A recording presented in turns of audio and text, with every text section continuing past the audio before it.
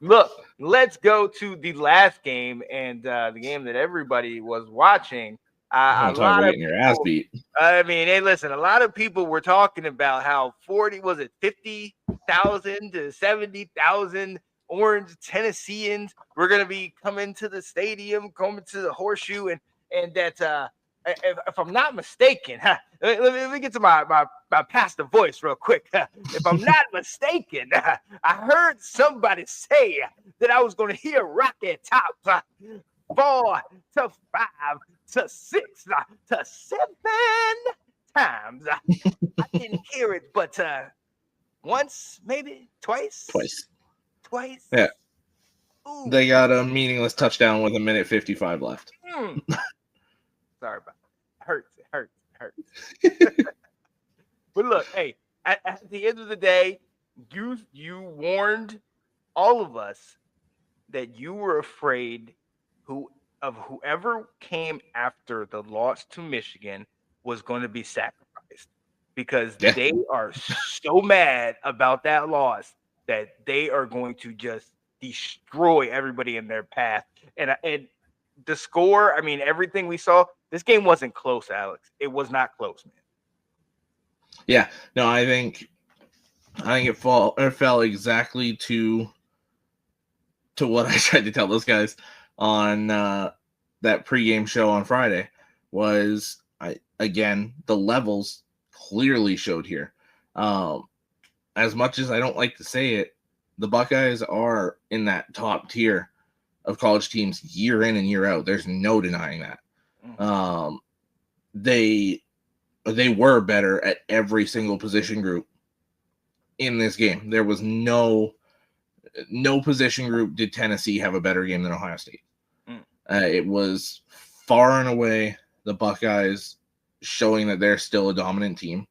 And at the second that I saw Tennessee on this matchup, and really, like you were saying, whoever had to come into the Horseshoe here, I was just like, okay, you pack up your stuff and go right back out because it's over before it starts.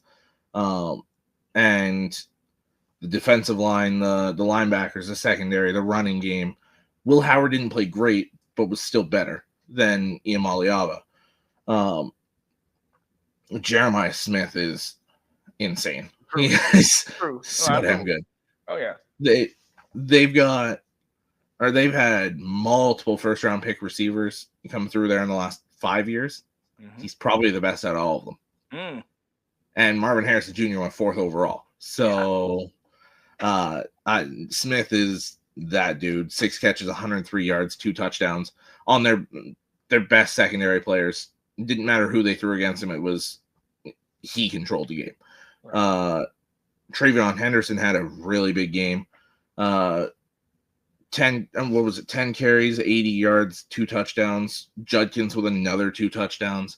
Mm-hmm. They just did whatever they wanted to do. And now it'll be interesting to see them try and get their revenge against Oregon here in the Rose Bowl. An old-fashioned Rose Bowl matchup, an old Pac-12 versus an old Big Ten. Absolutely. And I'm so elated to see it. I mean, listen, at the end of the day, like, yes, obviously Ohio State had their momentum. They felt like they had something to prove.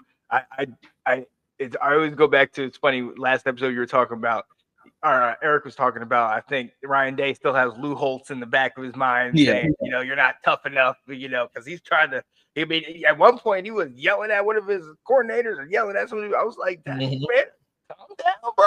You all right?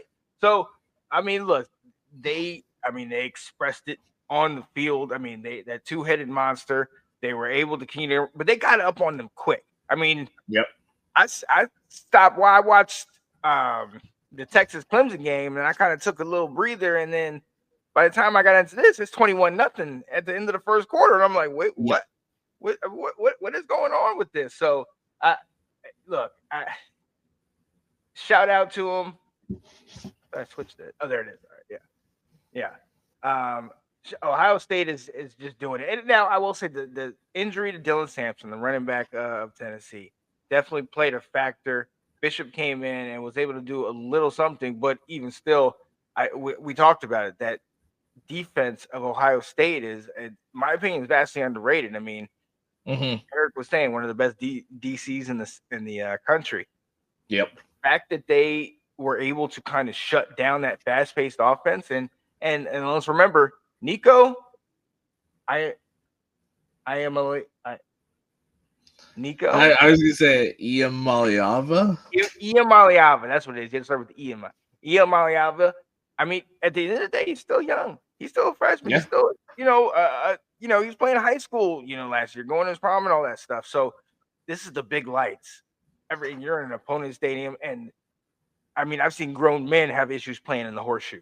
So that's where we're at, man. A big time win for Ohio State.